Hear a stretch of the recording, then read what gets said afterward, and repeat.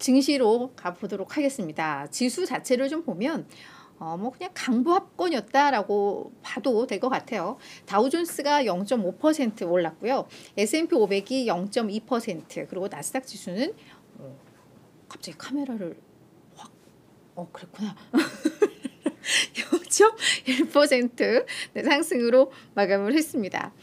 10년물 국채금리는 올랐어요. 그래서 4.537%까지 상승을 하기는 했습니다. 그럼에도 불구하고 지수는 견고했어요. 그래서 그래도 이렇게 지수가 이따가 보겠지만 생산자 물가지수도 생각보다 낮게 나왔거든요. 그럼에도 불구하고 이 정도였던 건 일단 어제 우리가 너무 흥분했어. 그죠? 소비자 물가지수가 기대보다 너무 낮게 나오면서 너무 이제 흥분을 하다 보니까 그 흥분을 좀 가라앉히는 단계 정도인 것 같아요. 그래서 뭐 국채금리가 오른 것도 일부분 투자 심리를 조금 이렇게 낮추는데 또 영향을 좀 미쳤다라고도 볼 수 있을 것 같고요.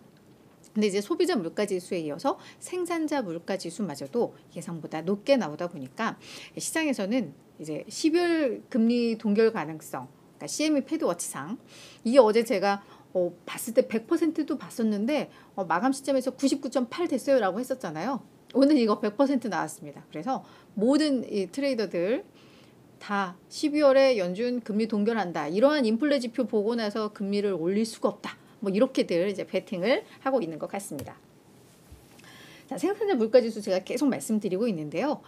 전월 대비로 해서 0.5% 하락한 것으로 나왔습니다. 이게 9월 생산자 물가지수, 그러니까 도매 물가, 이거 0.4% 상승이었고 시장 예상치가 0.1% 상승이었거든요. 근데 웬걸 0.5% 오히려 이제 하락을 한 거죠. 그래서 2020년 4월 이후 최대 감소폭으로 또 이게 집계가 됐습니다. 그러다 보니까 확실히 이제 물가는 완만하지만 계속해서 좀 낮아지고 있구나라는 우리에게 어떤 확신을 줄 수 있었던 것 같아요. 이건 이제 연준의 금리 인상 정책은 이제 정말 그냥 마무리됐다라고들 확신을 갖게 되는 것 같습니다.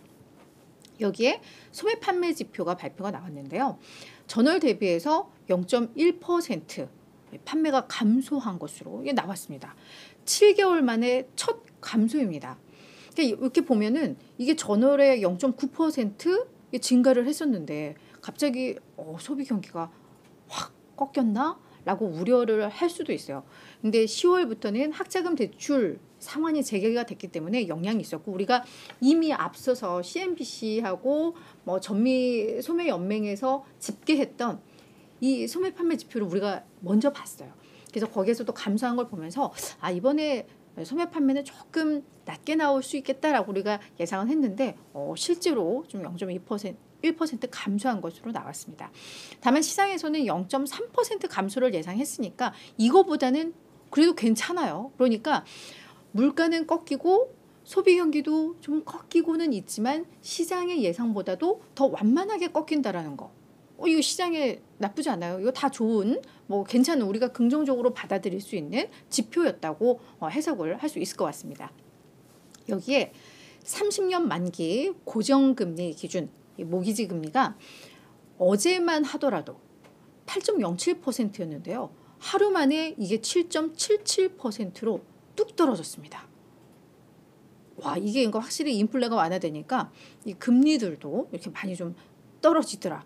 이렇게 되면 모기지 금리가 좀 떨어지면 지금 미국의 주택 시장은 거의 그냥 거래 절벽 뭐 이런 상황이잖아요. 근데 금리가 좀 떨어지고 이러면 이제 슬슬 뭐 수요도 나오고 뭐 판매하는 뭐 공급자들도 나오고 하면서 그래도 좀 거래가 살아나지 않겠느냐라는 기대감을 좀 갖게 하는 요인입니다. 그래서 7.77% 이게 8주 만에 최저치였다라는 거. 그러니까 전체적인 분위기는 증시에 있어서 나쁜 게 거의 없었어요. 거의 없었고, 그럼에도 불구하고 증시의 상승폭이 조금 우리 기대에 못 미쳤던 건 어제 그 흥분을 좀 가라앉히는 약간 균형을 찾아가고 있는 나쁘지 않습니다. 저희 그렇게 보면 좋을 것 같습니다.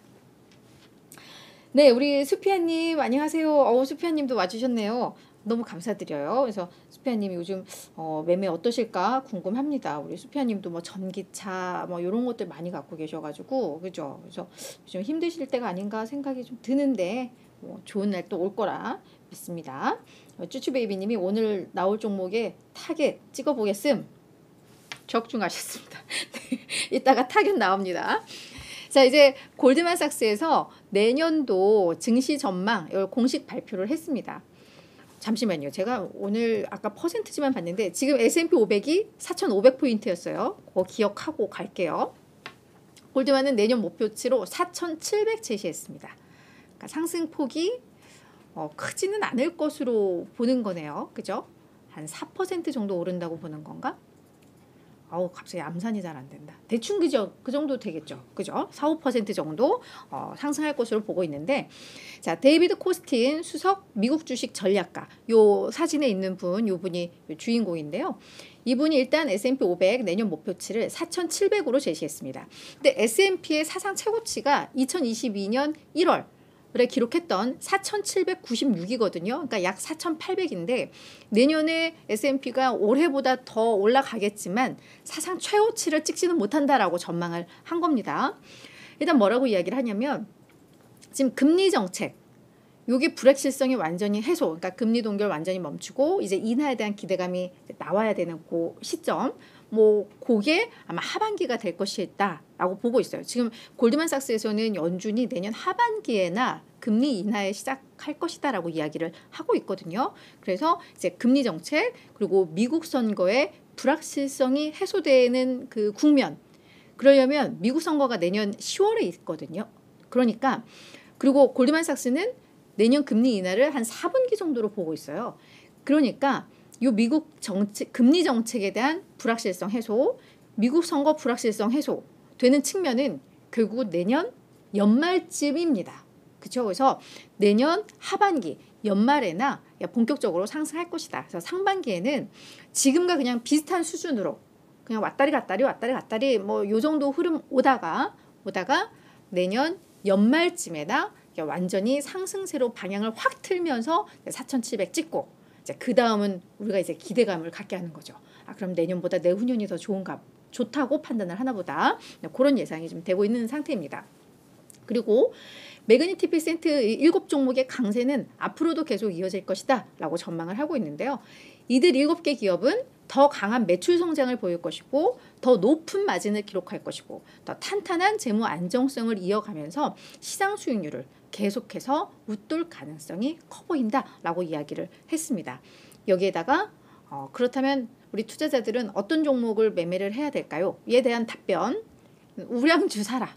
사실 매그니피센트 이 7개 종목이 다 우량주예요. 그죠? 그래서 고들 기업과 함께 기술주 진영이 아니더라도 그냥 우량주라는 종목들 있을 것이고, 그러니까 다우존스에 들어가는 종목들이 또 우량주로 많이 꼽힐 겁니다. 그리고 투자 자본 수익률이 높은, 그러니까 투자한 자본 대비해서 수익이 많은 그런 성장주들, 그러니까 우량 성장주를 매수를 하면 좋은 성과를 줄 것이다 라고 내년 증시에 대해서 전망을 하고 있습니다. 자, 그리고 또 하나는 이제 많은 기관들이 이제 투자하는 기업들, 그리고 이런 헤지펀드든 이런 펀드를 운영하는 운영사들, 이런 회사들은 이제 3분기 우리가 어떻게 포트폴리오에 변화를 줬는지 공시할 때가 됐죠. 왜냐하면 3분기가 9월에 끝났는데 그리고 나서 45일 이내에 공시들을 해야 되니까 지금 이제 막 공시가 막 이제 쏟아지고 있는 그런 상황입니다. 그래서 이 워런 버핏이 이끄는 버크셔 해서웨이도 이 3분기 주식 거래 내역을 증권거래위원회에 제출을 하면서 우리들이 이제 이걸 들여다볼 수 있게 됐죠. 3분기에 봤더니 버크셔 해서웨이는 총 주식을 70억 달러어치 매도를 했습니다. 그리고 나서 17억 달러 정도 매수를 했어요. 그러니까 요거를 순수하게 계산을 해보니까 순매도 53억 달러. 확실히 주식에 대해서 아직까지 적극적이지 않은 버크셔 해서웨이입니다. 그리고 버크셔 해서웨이가 가지고 있는 전체 투자하고 있는 거에 한 70%, 75%를 차지하고 있는 게 이 5개 종목이잖아요. 그게 이제 애플, 뱅크 오브 아메리카, 코카콜라, 아멕스, 여기에 이제 쉐브론, 요런데 애플, 뱅크 오브 아메리카, 코카콜라, 아멕스 지분 변동이 없었습니다. 주가에 따라서 이 평가액 자체는 달라졌지만 보유 지분은 그대로였어요. 쉐브론은 약 20억 달러치 매도를 했고요. 휴렛패커드 우리 뭐 다 알고 있었죠. HP 요거 5억 달러 정도 3분기에 매도한 것으로 집계가 됐습니다. 그리고 제너럴 모터스 계속해서 조금씩 매도하다가 3분기에 완전히 다 털어낸 것으로 이게 확인이 됐고요. 그리고 우리 P&G 그리고 존슨앤존스, UPS 여기도 지분을 소량씩 판매를 한 것으로 매각을 한 것으로 이게 확인이 됐습니다. 그리고 재미있는 거는 금융주 한 어떤 금융주를 12억 달러어치 매수를 했대요. 그러니까 저 매수 17억의 요 금융주가 상당히 큰 비중을 차지하는데 그런데 SEC에다가 요 금융주 우리가 뭐 샀는지 시장에 알리지 말아달라. 요거는 비밀로 좀 요거는 좀 가려달라라고 요청을 한 것 같아요. 근데 그거를 SEC에서 그냥 승인을 해주면서 요 금융주들이 새롭게 산 주식이 뭔지는 공개가 안 되고 있어요. 뭐 이런 사례들이 있기는 하대요. 뭐 이거는 좀 감춰달라 뭐 이런 걸 하긴 하는데 근데 전체에서 이 매수 비중이 어마어마한 건 아니잖아요. 요 12억 달러 정도면 버크셔 해서웨이가 운영하는 그 자금 규모를 생각했을 때 이거 별거 아닌데 이걸 왜 기밀을 요청했나? 다들 그거에 대한 궁금증이 있습니다. 그래서 언젠가 이게 공개가 됐을 때 확인될 때 아마도 계속해서 더 매수를 할 계획인 것 같아요. 이건 그냥 뇌피셜인데. 그러니까 이게 괜히 시장에 먼저 알려져서 주가가 괜히 뭐 이것 때문에 또 올라가고 뭐 이러면 골치 아프니까 요 금융주는 일단은 비밀을 보장해달라 이렇게 얘기를 한 겁니다. 그래서 어떤 금융주를 사고 있는지 요거는 아마 언젠가는 공개가 되겠죠. 자 그리고 또 하나 시리우스 XM 요 기업은 이제 위성 라디오 업체인데 요 시리우스 주식을 970만 주 약 4,400만 달러치 매수를 한 것으로 이게 또 확인이 됐습니다. 그래서 시리우스 주가가 간밤에 6% 올랐는데요.